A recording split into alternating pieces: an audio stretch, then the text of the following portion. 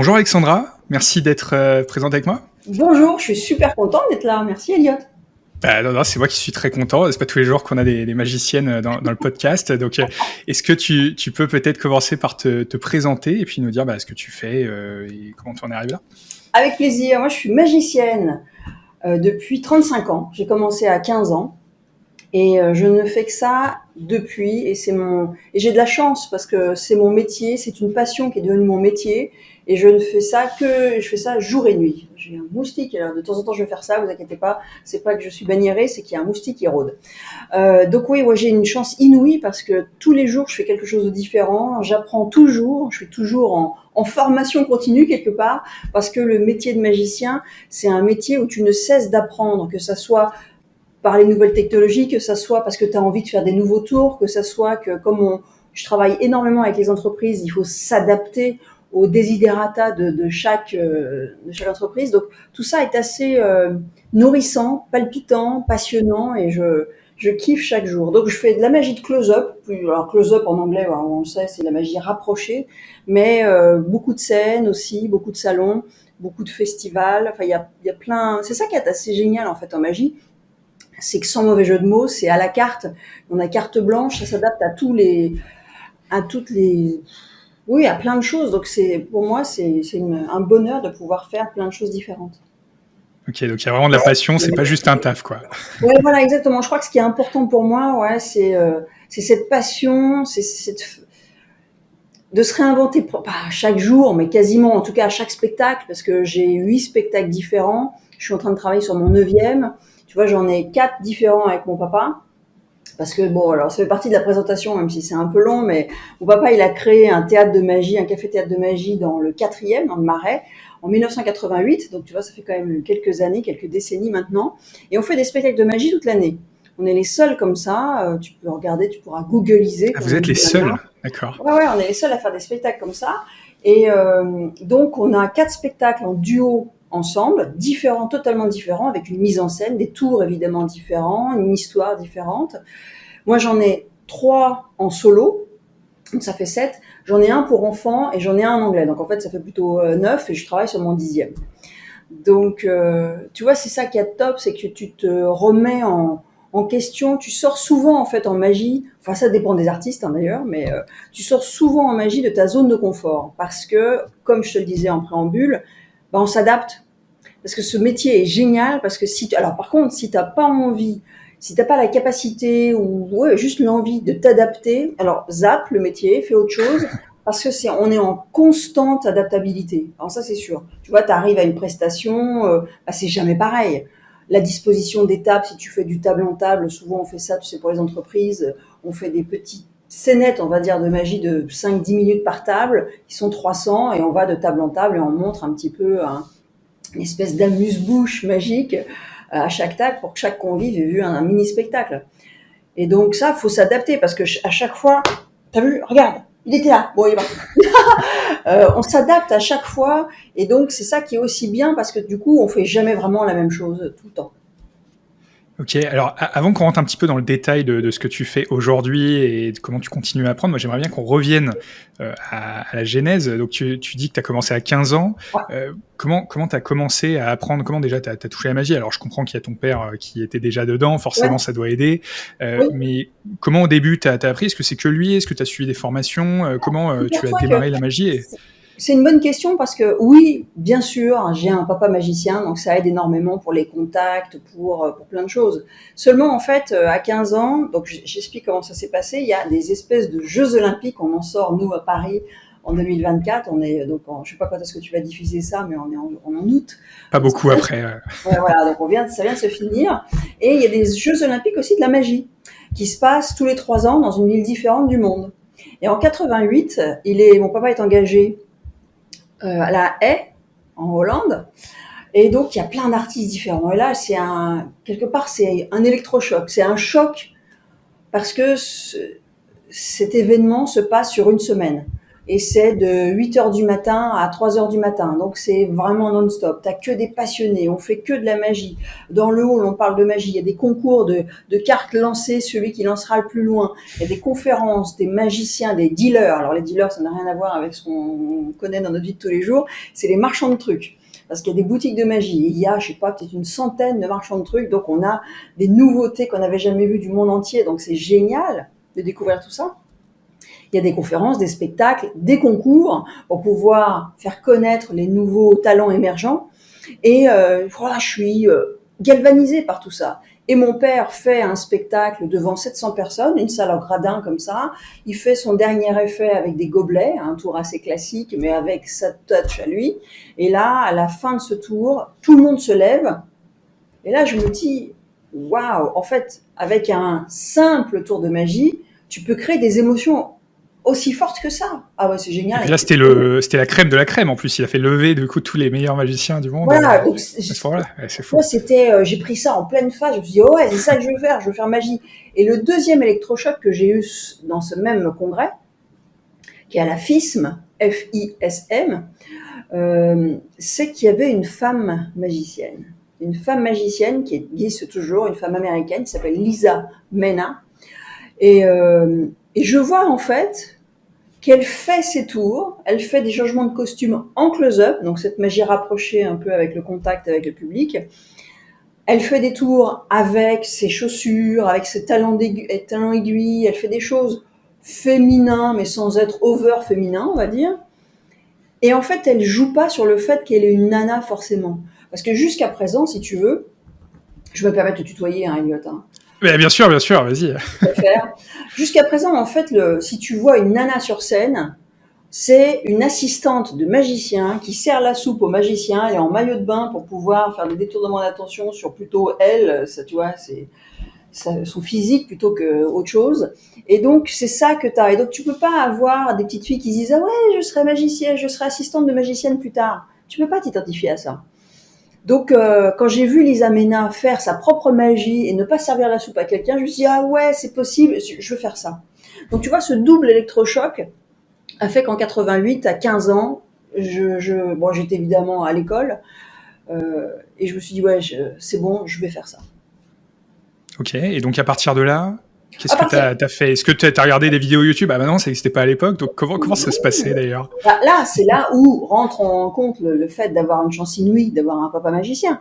Parce que lui, il fait de la magie depuis l'âge de ses 8 ans, donc il n'y a que ça qui l'a intéressé toujours. Donc il a une collection de livres, il a une collection de vidéos, de cassettes VHS. Et oui, c'est mon époque.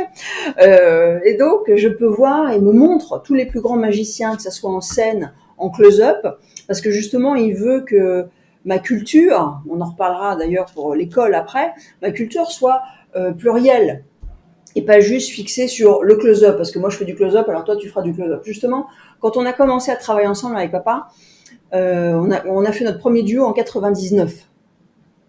Et il m'a dit tout de suite... alors, donc là, t'avais 26 ans du coup, c'est ça? Ouais, je suis né en 73, donc tu fais le calcul plus vite que moi, c'est bien. Il m'a dit tout de suite, il faut mettre les choses au clair. Moi, je veux pas que tu sois, quand on fera notre spectacle en duo, je veux pas que tu sois mon assistante.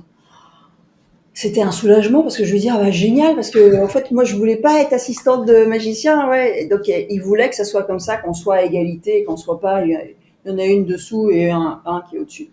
Donc je sais pourquoi je te dis ça, mais voilà, c'était important tout de suite le côté assistante d'aller au-delà de ça.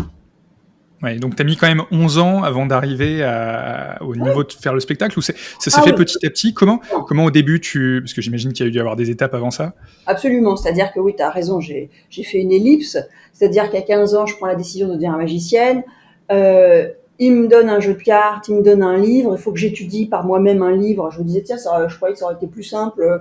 Donc j'ai lu un livre, vraiment, c'est hyper ardu de lire un livre où tu dis, alors attends, le petit doigt il se met là, mais l'index il est là, et pendant que tu fais, on comprend rien, hein. Faut être accroché, faut être motivé. Quand il a vu que j'étais motivée et que j'ai travaillé par moi-même, là il m'a aidé. Mais là il a fallu que j'apprenne des techniques, il a fallu que j'apprenne plein de choses, un répertoire on va dire, pour pouvoir travailler après. Alors les premières choses que j'ai faites en fait, c'est comme il y avait le double fond qui a été créé en 88, en juin, le 1er juin 88, j'ai fait... Peut-être tu peux dire qu'est-ce qu'est le double fond, parce qu'on l'a pas évoqué. Bien sûr, le double fond, c'est le café-théâtre dont je parlais tout à l'heure, créé par mon papa en 88, parce qu'en fait, il partait du principe, et c'est vrai que c'est vrai, c'est que jusqu'à présent, quand tu voyais un magicien, donc dans les années, tu vois, début 80, tout ça, c'est un magicien qui fait du table en table dans les soirées d'entreprise et qui prépare les gens pour voir le super spectacle qui va être sur scène.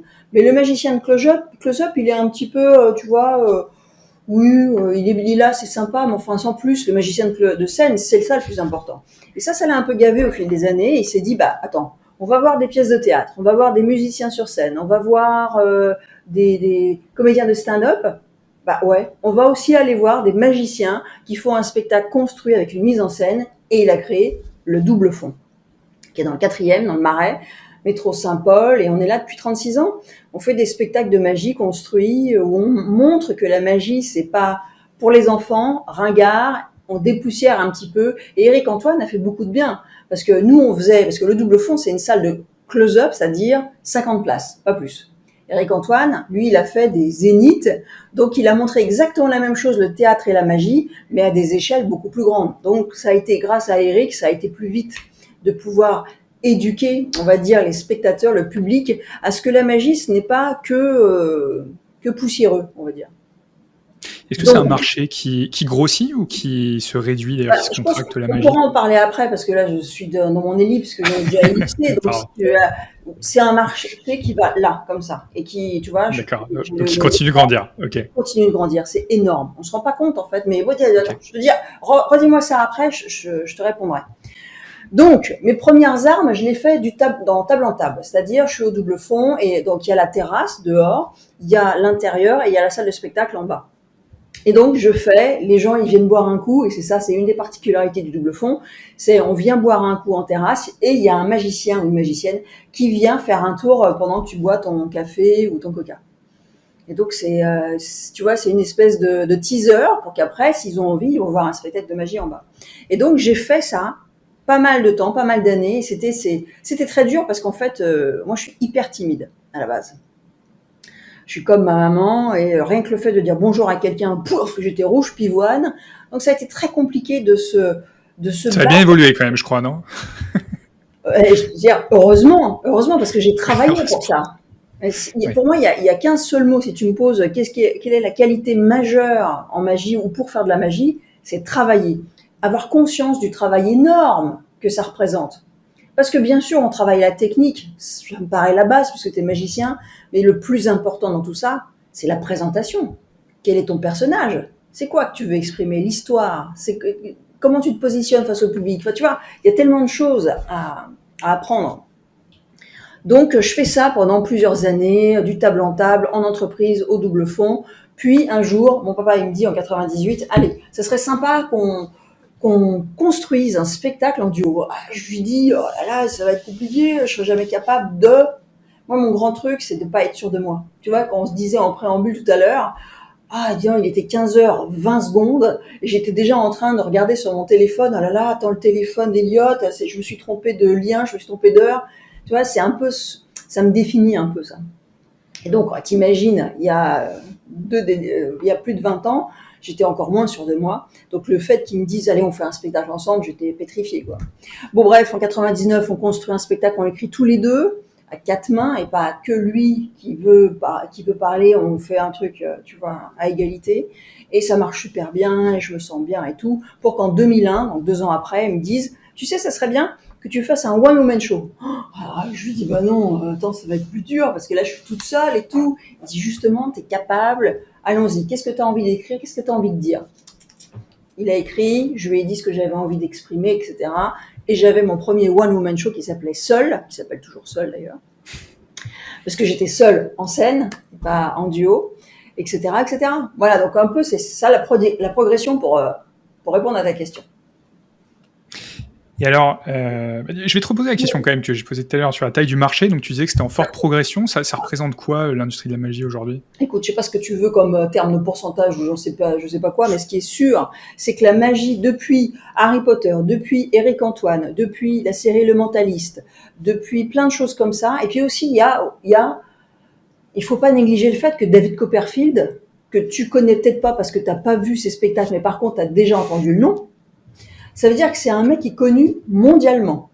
Je crois que c'est la 11e fortune au niveau des artistes en Amérique. Donc 11e Ah oui. fortune, tu te dis, attends, il y a quelque chose, parce qu'il y a quand même des Jackson, bon, qui sont plus là, mais des Beyoncé, des Taylor Swift, 11e fortune. Ça veut dire que c'est pas rien. Il a un théâtre au MGM et il fait 350 spectacles par an. Parce qu'on le voit plus, nous, ici. Mais par contre, je peux te dire qu'il taffe à Las Vegas. Hein. Il a son propre théâtre Ok. qu'il a racheté. Donc ça veut dire que le mec, en plus d'être un magicien, c'est un businessman hors pair.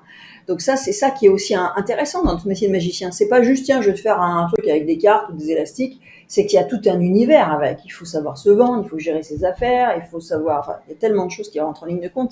C'est pour ça que c'est passionnant aussi.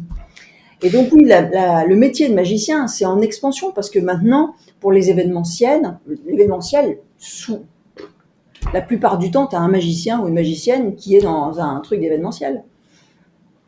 Pour les festivals, les cabarets, le music-hall, les hôpitaux, ils ont besoin, si tu veux, ou les mairies, ils ont besoin maintenant d'employer des gens comme ça. Et c'est là où le double fond formation rentre en compte, c'est qu'on est les premiers en France, mais on est les premiers au monde à pouvoir décerner un diplôme d'État reconnu par le ministère du Travail, une certification professionnelle du métier de magicien.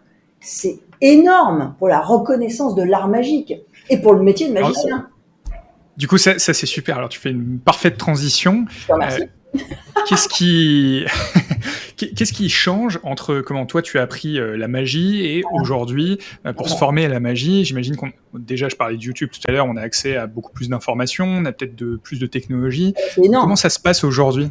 Non, mais c'est énorme parce que effectivement, avant, mon père, quand il a commencé, t'imagines, c'est encore pire parce que lui, il est né en 50, il a fait de la magie à partir de 8 ans, donc en 58, il y avait rien. Mais il y avait la boutique de magie, Maillette Magie, 8 rue des Carmes, dans le 5e à Paris. Et c'est là où il achetait ses premiers tours de magie. Et ironie du sort, en 91, il a racheté la boutique, cette même boutique, qui est la plus ancienne boutique de magie du monde, 1808, c'est juste énorme. Et donc, tu vois comme quoi la magie peut mener à plein de choses. Parce que mon père, c'est un chef d'entreprise qui a le sens des affaires, mais qui a le sens artistique. Pour ça que je te disais, c'est assez complet le métier de magicien. Donc oui, c'est énorme quand tu peux voir des gens comme Éric Antoine, qui est une superstar en France, et qui est maintenant dans le domaine télévisuel, à présenter des émissions qui n'ont rien à voir avec la magie. Oui, moi je crois que, pour moi c'est CQFD. Je viens de te dire qu'un mec comme Éric Antoine qui commence dans une petite salle et qui fait ses spectacles et qui commence à grandir, même s'il est c'est déjà un géant, il grandit dans le milieu de la magie, ben ouais, c'est une superstar. Et maintenant, il se paye le luxe de pouvoir avoir différentes cordes à son arc. Et c'est génial. Parce que la magie, c'est, oui, en expansion, c'est énorme. Énorme. Donc c'est en expansion, mais donc comment on se forme aujourd'hui à la magie? Alors Parce oui, que ce soit pour démarrer, mais aussi peut-être toi, par exemple, parce que tu parlais, de la continuité, il faut toujours apprendre. ouais. Peut-être qu'il y a 2 niveaux, j'imagine, quand on départ et quand on veut aller plus loin? Oui, bah en fait, moi, quand j'ai commencé, j'avais déjà pas mal de choses parce que j'avais déjà le background de mon père. Mon père, lui, il avait rien. Il y avait 3 bouquins qui existaient, genre, tu vois. Et après, le secret se passait, s'échangeait de magicien en magicien. Tiens, je te Entre montre magiciens, ça. il fallait Oh, connaître les bonnes tiens, personnes. voilà. Je te montre ça, tu me montres ça. Et on échange nos secrets. Tu vois, donc c'est énorme. Mais il y a quelques boutiques de magie. Et donc, l'avantage des boutiques de magie, c'est que tu pouvais acheter des tours. Et là, c'était la caverne Alibaba. Et donc, au fil des années, tu as effectivement Internet qui est une source inépuisable de connaissances. Et là, maintenant, au jour d'aujourd'hui, c'est génial, puisqu'on est la seule école, attention, on n'est pas la seule école, on est la seule école reconnue par le ministère du Travail à avoir une certification professionnelle. Et ça, c'est génial parce que quand on a des jeunes, alors de 15 ou 16, 17, 18, parce qu'on a eu tout, tu vois, qui sont donc pas majeurs, et que les jeunes leur disent tiens papa, maman, je voudrais être magicien, tiens je pourrais faire un bac magie. Ah, bac, là ça va, ils sont pas effrayés à se dire attends mais mon fils tu ne vas pas être saltimbanque, ce que mon grand-père a dit à son fils, donc mon père. Ouais, donc il y a une, tu vois, déjà il y a une évolution des mœurs qui est heureusement qui est là, mais cette certification professionnelle que peut décerner le double fond est capitale parce que justement des parents voient que c'est sérieux, que c'est encadré, que c'est qu'il y a une formation, une vraie formation. C'est pas juste tiens je vais te montrer 3 tours puis tiens allez va maintenant c'est bon. Donc c'est énorme pour pouvoir guider les gens, les former comme il faut, parce qu'on a une école de 8 formateurs avec une spécialité chacun, des artistes, donc les 8 formateurs sont pas ont pas un job à mi-temps, ils font pharmacien et puis après magie. C'est des professionnels à temps plein qui ont une expérience de 20, 30, 40, 50 ans d'expérience. J'ai que des cadors. Alors, je peux te les citer, même si toi, tu vas pas les connaître, parce que tu connais Eric Antoine, puisqu'il est pour le grand public. Mais j'ai Peter Dean, Benoît Rosemont, bien sûr, mon papa, Coctienne Tran, Philippe de Pertuis, Jean-Pierre Crispon, moi-même, Olivier Bridard. Donc, on est 8 à leur apprendre pendant ces 550 heures, parce que c'est un cursus de 550 heures, qui passe avec nous pendant 1 an. Et alors, ce qu'il faut quand même préciser quand on dit 550 heures, c'est qu'on leur fait travailler 550 heures. Ça, c'est sûr. Mais on leur demande, et c'est pour ça où je te disais tout à l'heure, alors s'il y a une qualité qu'il faut avoir en tant que magicien ou futur magicien, c'est aimer travailler. Ah bah ça c'est sûr, parce que 550 heures, bah t'es obligé, tu les fais, t'es en cours, t'es là, t'es le prof, bon ok. Mais il faut fournir entre 2000 et 3000 heures de travail personnel, en plus. Ben ouais, parce que t'imagines bien que, ok, je t'apprends des techniques. Ok, je t'apprends des tours, super. Je t'apprends du savoir, de la culture de la magie, je t'apprends plein de trucs.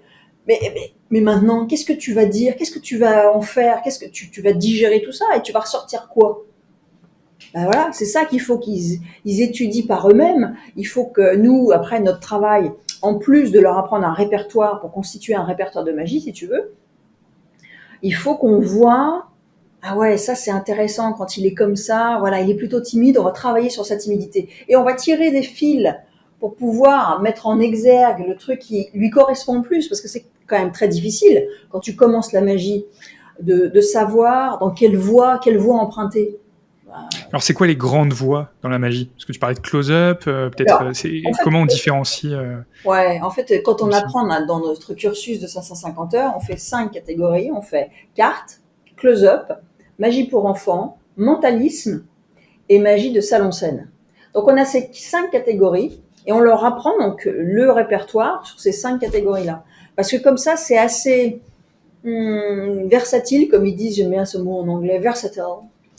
Versatile, ils ont un peu toutes les armes, entre guillemets, pour pouvoir travailler dans pas toutes les conditions, mais bon, pendant toutes les conditions où un magicien est requis, tu vois. Donc, ouais, c'est assez bien. C'est assez large. Ok, et donc de ton point de vue, il faut 2000 à 3000 heures pour pouvoir en vivre, ou est-ce qu'à ce moment-là, c'est juste je sais faire un peu de magie Non, je t'ai pas dit en vivre. Je t'ai dit pour pouvoir, si tu veux mettre à profit tes 550 heures, il faut que tu additionnes 2000 heures de travail supplémentaires pour avoir cette certification professionnelle. Si tu viens faire ton cursus chez nous et tu fais tes 550 heures, tu travailles pas du tout à côté, je pense que tu n'auras pas ta certification professionnelle. Parce que t'as beau... Non mais bah ouais, t'imagines, tu prends des cours de musique, t'as ton prof qui est là devant toi, tu fais tes gammes avec lui, t'apprends comment tenir ta guitare ou ton piano. Ok, super. Bah oui, mais si tu travailles pas chez toi à faire tes gammes, bah t'y arriveras pas. Enfin, je veux dire, c'est mathématique. Mais c'est exactement pareil pour la magie. Exactement pareil. Si tu t'entraînes pas, rien n'est possible. Souvent, quand on parle de magie, mes collègues ou moi-même, on a souvent ce parallèle avec la musique, parce que jouer d'un instrument, c'est exactement la même chose qu'avoir un jeu de cartes en main, des cordes, des élastiques, et en plus, alors, il y a des virtuoses qui font que du piano, il y a des virtuoses qui sont violonistes, etc. Mais nous, en magie, on a des cartes, on a des pièces, on a des cordes, on a des papiers, on a des journaux, on a tellement de choses en plus à maîtriser. Donc, c'est pour ça que les 550 heures et les 2000 en plus sont assez nécessaires parce qu'il faut s'entraîner. Oui, parce qu'on a tendance à oublier, mais je crois qu'il faut être particulièrement agile pour certains tours Ah, avec ses mains, par exemple, avec les cartes. C'est pas juste alors, savoir faire le tour, on est oui, d'accord. mais là où je t'arrête, Elliot, c'est que Oui, justement, il n'y a pas de prérequis quand tu veux devenir magicien. d'accord. Alors, c'est génial, si tu as déjà des bases, c'est génial, si tu es déjà passionné, tu as déjà fait des tours de magie, super. Mais quelque part, c'est pas nécessaire. Le vrai prérequis, c'est d'être motivé et de savoir que tu vas travailler. J'allais dire un autre mot, mais je vais être, voilà, je vais pas dire de gros mots. Non, faut en vouloir, quoi, si tu veux. Hein, donc ça, c'est sûr. Et donc, non, faut pas savoir faire des choses avant. On va tout apprendre, donc c'est pas un problème. Mais il faut savoir faut que tu bosses, quoi. Donc on connaît tous les tours de magie classiques avec les cartes, ou en tout cas on a tous essayé, je pense à un autre, de faire un tout petit tour de magie, même quand on était jeune. Après on peut aller, j'imagine, très très très loin dans la complexité. Moi, je suis curieux de savoir quelle est la place de la technologie aujourd'hui dans le monde de la magie. Est-ce que il y a des outils qui deviennent de plus en plus complexes? Est-ce que vous utilisez parfois des outils informatiques, ou est-ce que ça reste mécanique dans l'innovation? Est-ce Mais que voilà, qu'en est-il? c'est une très bonne question, Elliot, parce que c'est ça qui est génial. La magie, c'est ce que tu as envie d'y mettre. Si tu es un mec scientifique ou une nana scientifique, bah c'est génial parce qu'avec l'intelligence artificielle, tu vas pouvoir faire de nouvelles choses. Si tu es hyper bricoleur, tu vas pouvoir te fabriquer des choses que personne d'autre n'a.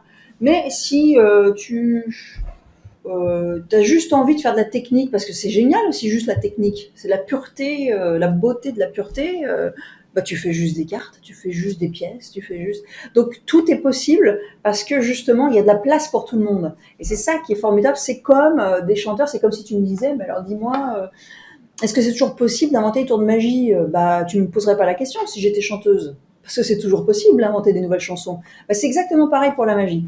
Parce que, oui, si j'ai envie de me mettre dans de la technologie, de la magie, on voit souvent de la magie avec les iPads, eh ben ouais, c'est génial parce que tu peux combiner manipulation avec technologie iPad et faire des choses hallucinantes. Et ça, c'est super. Moi, c'est pas ma tasse de thé, mais j'adore regarder ça. Voilà, donc moi, j'ai pas travaillé cette section-là. Et d'ailleurs, on ne l'apprend pas dans la formation. Parce qu'il faut, voilà, après, on en parle. On leur dit, on leur montre ce qui existe, mais on fait pas de la magie avec, tu vois, par exemple ça. Donc c'est vraiment, c'est très open. Et qu'est-ce que toi tu préfères et pourquoi?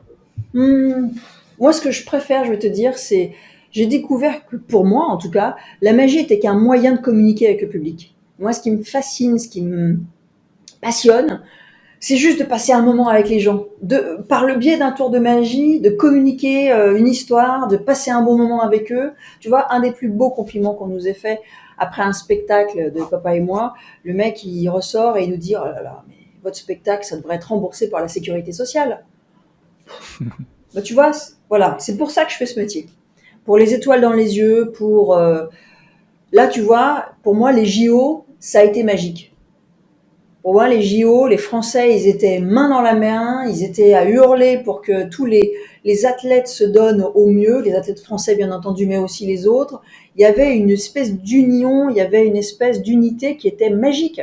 Bah, pour moi, c'est exactement ça que je recherche quand je fais un spectacle au Double Fond ou ailleurs. J'ai envie qu'on soit tous ensemble, j'ai envie de les connaître tous, si tu veux. J'ai envie qu'à la sortie, ouais, je le connais lui, on a rigolé, tiens, c'est monsieur Cacahuète, ça c'est monsieur machin, et on a fait, j'ai essayé de faire des choses parce que pour moi, l'interactivité, là je parle vraiment perso, pour moi c'est la clé de faire rentrer les gens dans ton univers. Si tu es comme au théâtre, j'adore le théâtre, il n'y a pas de problème là-dessus, mais si tu es comme au théâtre où il y a un quatrième mur et en fait tu parles toute seule en te souciant pas du public parce que de toute façon ils ne sont pas vraiment là, ça moi c'est pas ma tasse de thé. Moi j'aime bien les inclure dans le spectacle, on fait des tours ensemble, tu vois. Donc pour moi c'est ça qui est le plus important. Ok, génial.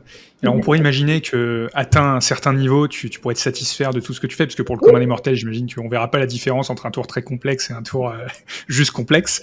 Donc, mais tu as l'air quand même de toujours repousser les limites. Euh, Comment tu te formes, comment tu innoves, comment tu continues à te former maintenant que toi tu es experte? Bah déjà, pour moi, ce qui est important à dire, c'est que j'ai été formée comme ça. C'est-à-dire que j'ai été formatée comme ça. Mon père est complètement comme ça à 100%. Parce qu'attention, il faut savoir qu'il y a des artistes, tu vois, de scène, qui font un numéro de 8 minutes, parce que c'est un peu le format qui est bien sur scène, un format de 8 minutes musical, et ils ont fait toute leur carrière, toute leur vie artistique avec ce même numéro de 8 minutes. Et ça, mon père, ça l'a toujours hanté. Parce qu'il s'est toujours dit, ah ouais, alors d'accord, mais alors je vais être une machine, ça va être automatique, je vais être en mode automatique, et ça l'a toujours fait flipper. Oui. Donc, si tu veux, ça a transpiré sur moi, il m'a un peu passé le flambeau, même si on travaille toujours ensemble, de cela, et c'est pour ça que je pense que je suis aussi toujours en mouvement. Alors maintenant, comment on se forme pour des choses nouvelles? Bah, pour moi, le maître mot là-dedans, et c'est valable dans notre vie de tous les jours, c'est être curieux. Je crois que si t'es pas curieux dans la vie, ça va être difficile de communiquer quelque chose, là si on parle magie, de communiquer quelque chose avec les spectateurs. Parce qu'en fait, si t'as pas envie de te dire, mais attends, moi je fais ce tour-là depuis X années, mais est-ce qu'il y aurait pas une nouveauté, un mec aussi, ah génial, attends je vais regarder. YouTube était un terrain de jeu fabuleux. On a aussi fait, et c'est pour ça que c'est intéressant, on a aussi fait une chaîne de streaming qui s'appelle Double Fond TV. On a tout fait double fond mais TV, tu vois. On a fait ça pendant le Covid, parce que pendant le Covid, ouais, on a fait des spectacles virtuels, certes, j'en ai fait. Pour moi, c'était hyper dur intérieurement parce que ma seule réaction, c'était ça. Comme moi, j'aime bien que les gens me parlent, comme toi, ils me posent des questions directement. Quand tu as 50 spectateurs devant avec les vignettes, c'est très difficile On a d'avoir... perdu l'interactivité, c'est clair. Voilà, c'est ça. Donc j'en ai fait, j'en ai fait comme tout le monde, mais c'était pas pour moi le kiff. Mais tu vois, du coup, on avait du temps et on a fait cette plateforme de streaming. Et maintenant, il y a une 50aine d'artistes, 3500 vidéos. C'est une espèce de mémoire de la magie. Et donc, tu me demandais comment, voilà, on se remet en question, comment on innove, comment on va de l'avant. Bah, par exemple, une plateforme de streaming comme Double Fond TV est géniale. Parce que, avec tous ces artistes différents, donc on va dire ces sensibilités différentes, ces univers différents, parce que j'ai des cartes, j'ai des magiciens de scène, j'ai des interviews, des archives, donc c'est assez riche en matière pour que ça puisse inspirer, justement. Imaginons que, voilà, je suis dans mes pantoufles et je suis comme ça et moi je peux être inspirée pour n'importe quoi. Je vois un film, et je me dis, ah ouais, génial, j'ai envie de parler de ce film au travers d'un tour de magie. Donc finalement, tu vois, se renouveler, comme tu me demandais, pour moi, c'est de la curiosité à l'état pur. Si t'es pas curieux, bah oui, tu vas jamais te renouveler, c'est sûr. Ok. Et tu le disais au début, à l'époque de ton papa, il fallait aller chercher les autres magiciens pour découvrir leurs secrets. Est-ce qu'il Ouais. y a toujours ça au plus haut niveau ou pas? Ou est-ce Ah qu'aujourd'hui les oui, magiciens sont un oui, peu oui, plus tout à ouverts? fait. Ouais, Si, si. Non, non, mais il y a toujours ça. Mais maintenant, bien sûr, tu peux avoir tellement de choses. Et c'est ça maintenant qui est le challenge. Avant, t'avais rien. Et il fallait donc trouver la pépite parce que tu avais un tour qui était dans un livre avec d'autres sujets. Maintenant, c'est complètement l'inverse. Ça veut dire que si tu fais magie sur Internet, tu as des millions de choses. Mais alors oui, tu as des millions de choses. Et t'en fais quoi de ça? Parce que tu n'auras jamais assez de ta vie pour tout travailler. Donc maintenant, il ne faut pas se perdre justement dans le flot d'informations qu'il y a. Et c'est pour ça que je pense que Double Fond Formation est indispensable. C'est qu'on te donne un guide, une ligne. Après, bien sûr, tu pourras faire tout ce que tu veux, mais avec ces 550 heures, avec ce savoir qu'on t'enseigne, tu as plus que des bonnes bases. Tu vas pouvoir rentrer dans le monde de la magie, enfin le monde, on va dire, de l'événementiel, du spectacle, avec un background solide. Et ça c'est quand même très, très, très précieux, parce qu'autrement, tu as beau faire magie sur Internet, tu vas pas avoir tout ça. Et si tu avais un conseil à donner pour les personnes qui veulent savoir si la magie les intéresse vraiment, Ah oui. avant peut-être de s'investir dans vraiment 550 heures, ce qui est quand même un Bien petit peu sûr. de temps véritablement, tu leur conseillerais de commencer par quoi? Bah, de venir voir un spectacle de magie, en vrai, en live. Parce que le spectacle humain, il n'y a rien de tel. Et nous, c'est ça qui est le top. Et c'est pour ça que je te disais tout à l'heure, en tout début, j'adore mon métier parce que c'est toujours différent, pas parce que les spectateurs sont toujours différents. Donc tu vas pas prévoir ce que lui ou elle va te dire. Ah ouais, c'est trop drôle, je vais reprendre cette line parce que c'était trop drôle ce qu'elle m'a dit. Mais tu peux pas prévoir tout ça, même si notre métier, c'est aussi l'anticipation, parce qu'il faut que tu anticipes. Attends, qu'est-ce qui va se passer quand je vais faire choisir une carte? Ah, bah, elle peut faire ça, ça, ça, ça ou ça. Bien sûr que tu peux essayer de réfléchir à tout ce qui peut se passer, mais tu ne peux pas réfléchir à 100% à justement, le live. Donc oui, je pense que le mieux, c'est de voir, tiens, viens voir un spectacle, vois si ça te correspond, de te mettre en danger, parce qu'il faut quand même reconnaître que se mettre devant une salle, alors ça peut être un public de une personne, comme de 50 ou de 500 ou de 1000 ou plus, mais il faut que tu vois profondément si tu as envie de sortir de ta zone de confort et de te mettre en danger dans cette zone de la scène devant un public qui se dit bon bah vas-y, étonne-moi, tu vois, donc c'est pas facile. Mais Ok. tu vois, ce qu'il y a de bien, c'est que dans nos profils à l'école Double Fond Formation, on a justement plein de profils différents. On a des jeunes qui sont passionnés de magie parce qu'ils ont appris ça très jeune et ils ont envie d'en faire leur métier. Donc ça, quelque part, on va dire que c'est facile. Mais on a des médecins qui ont envie de se reconvertir complètement, reconversion professionnelle totale. Tu as par exemple des gens du cirque, des circassiens qui arrivaient par exemple à une cinquantaine d'années, les choses physiques, ils peuvent plus, donc ils veulent rester dans le monde du spectacle. Donc du coup, la magie est un super moyen pour le faire. Et tu peux faire du mentalisme, tu vois, donc où c'est plus cérébral, mais il y a quand même des techniques à apprendre, etc. Donc les profils sont vraiment vraiment variés. Alors tu l'évoquais au début, quand tu as commencé la magie, c'était un monde en tout cas à l'époque qui était majoritairement masculin en ce qui concerne les magiciens. Ouais. Est-ce que c'est toujours le cas aujourd'hui dans vos formations? Quelle est la répartition homme-femme? Ah, dans les formations. Alors, je vais te parler généralement et après dans la formation. En Ouais. fait, Ouais. dans le monde de la magie, alors, je pense qu'avant, je disais, il y a 2% de femmes pour le reste de magiciens. Je parle d'artistes Ah ouais. féminines Wow. ou d'artistes féminins. Maintenant, je pense que c'est 3%. Ça évolue. Moi, D'accord. Okay. je voyage pas mal et je vois Plus qu'il y a... 50%, mais on est toujours. Ah ouais, non, Bon, bah, non, 50%, c'est pas possible. Ça va venir. Mais si tu veux, encore une fois, si tu regardes rien que dans le domaine de la politique, par exemple, la dernière première ministre, c'était quand? C'était Édith Cresson, dans les années 80. Enfin, c'était il y a longtemps quand même. Donc tout ça est en train de changer. Tu vois, maintenant, on voit des émergences de nanas partout. Bah, c'est génial. Mais la magie, c'est sûr que c'est pas le premier domaine où on va se dire ah ouais. Mais ça vient. Et plus on verra des femmes sur scène, à la télé ou peu importe, en tant que magicienne, plus tu auras cette émulation qui va se faire. Comme moi, j'ai eu en 88 en voyant Lisa Ménard. C'est exact, oui, c'est mathématique quelque part. C'est logique. et alors, Ouais. si tu avais un message à faire passer pour les femmes ou jeunes femmes qui nous écoutent, qui Ouais, peut-être hésitent, ce serait qui quoi? hésite, moi je peux vous dire, c'est possible.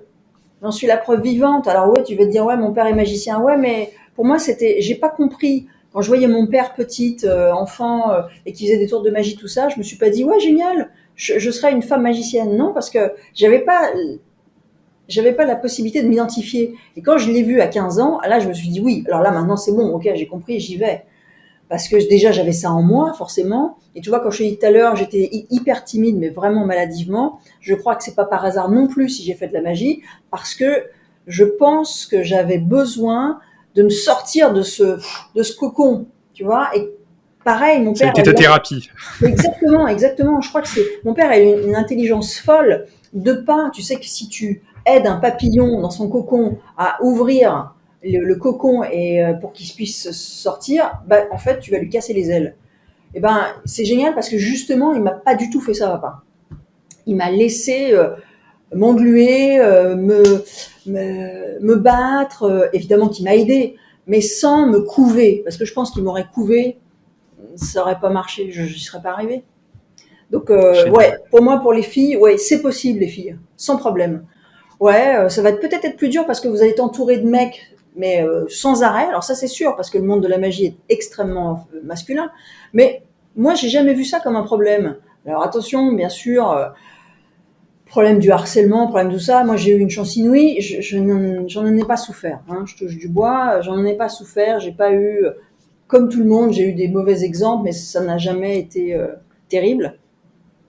Donc voilà, moi je crois que ça forge plutôt le caractère qu'autre chose. C'est pareil, tu me demandes pas, mais être la fille de Dominique Duvivier, qui est dans le monde de la magie une superstar, bah, c'est pas facile, parce que c'est comme quand t'es, je sais pas moi, Cassel, tu vois, Jean-Pierre Cassel, c'était une superstar en son temps. Bah, Vincent, il arrive après, mais maintenant il s'est fait un prénom et on connaît que Vincent Cassel quelque part. Moi, j'en suis pas là parce que j'ai pas besoin d'écraser mon père et j'ai pas besoin, au contraire, j'aime travailler avec et on fait des duos. Et tu vois, quand les gens ils repartent de nos spectacles, il y a ce que je t'ai dit, il y a aussi Ah, mais quelle osmose. Ils nous parlent même pas de magie. C'est ça qui est génial. Et j'adore ça. Ils nous parlent pas de magie. Ils nous parlent, mais quelle osmose. Vous êtes là, complémentaires et tout. Bah voilà. Moi, c'est ça que j'aime.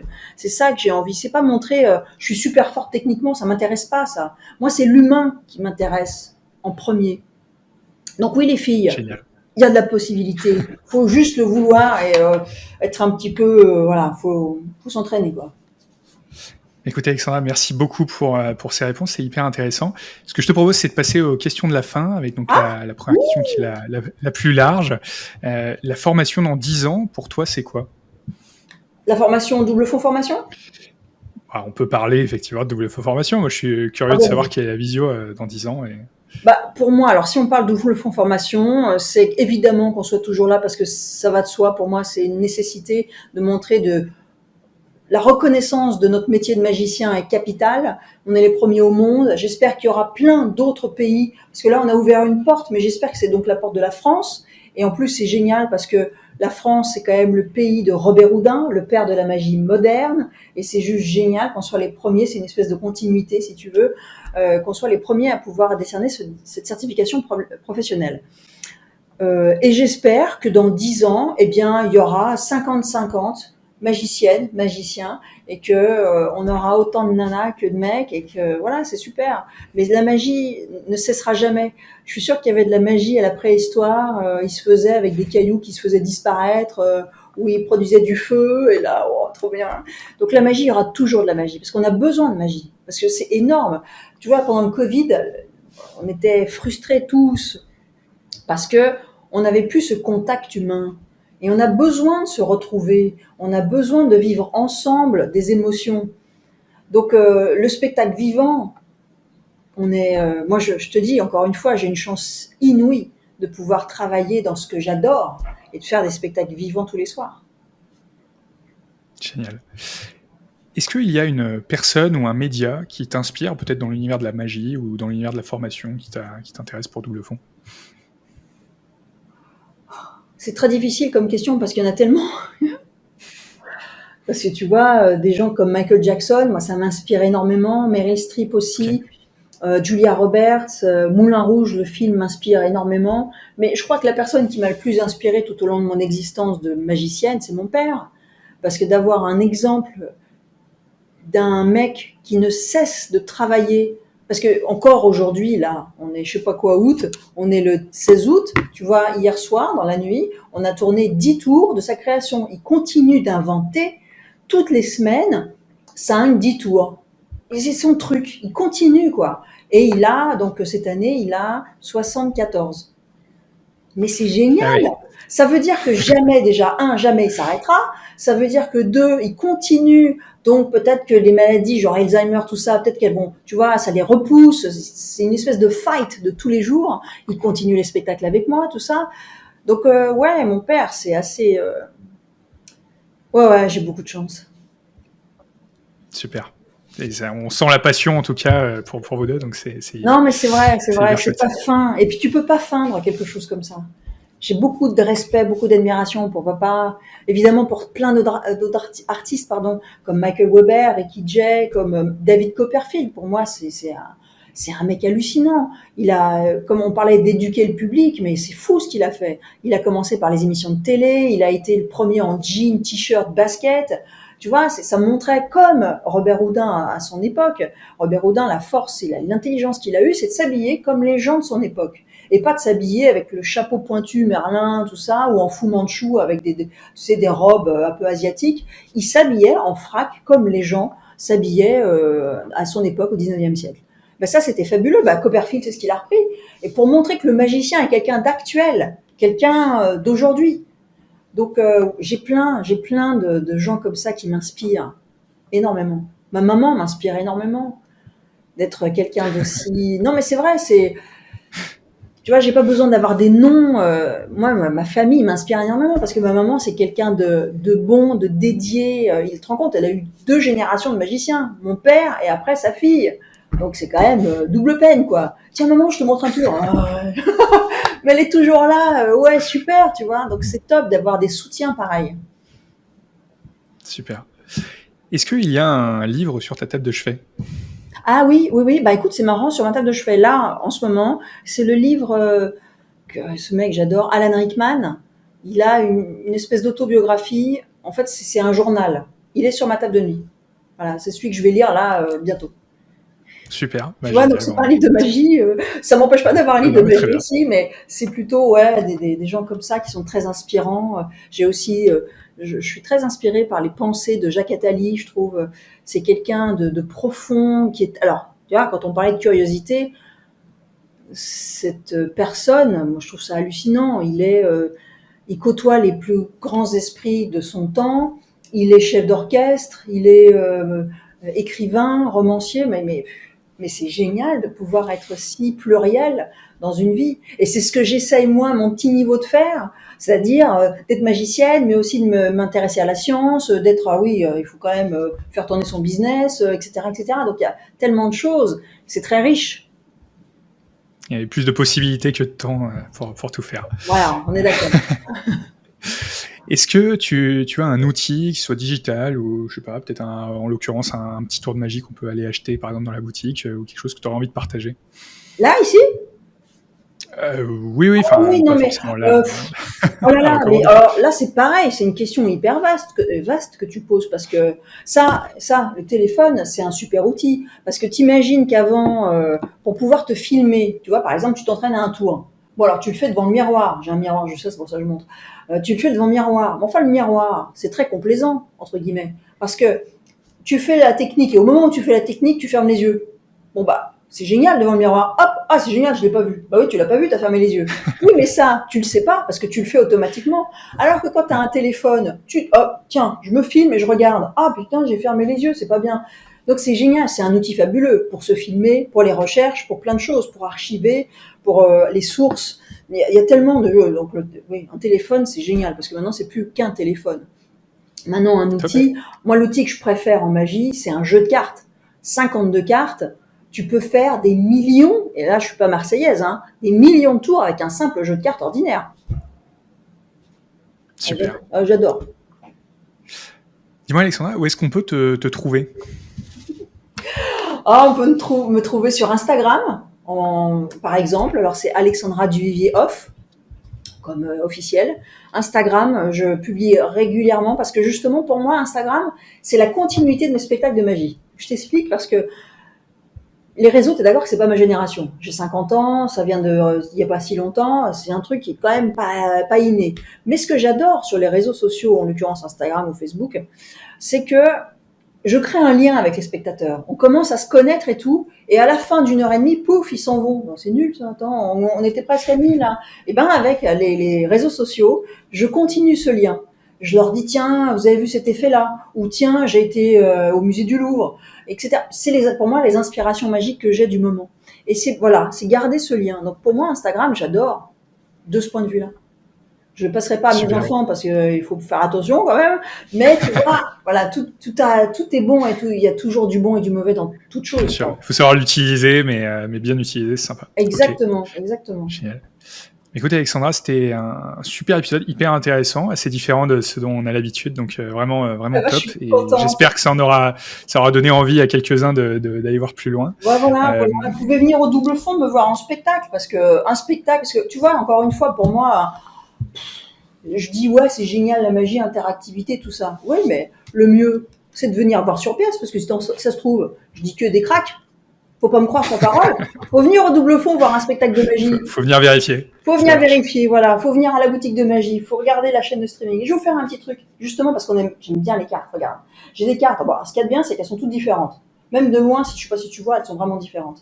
Mais par contre, j'ai un message pour vous. Ouais, j'espère.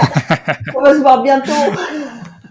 Très bon, très très bon. Eh ben écoute Alexandra, merci beaucoup. Et effectivement, à bientôt. Mais est-ce que tu as un petit dernier mot pour clôturer l'épisode?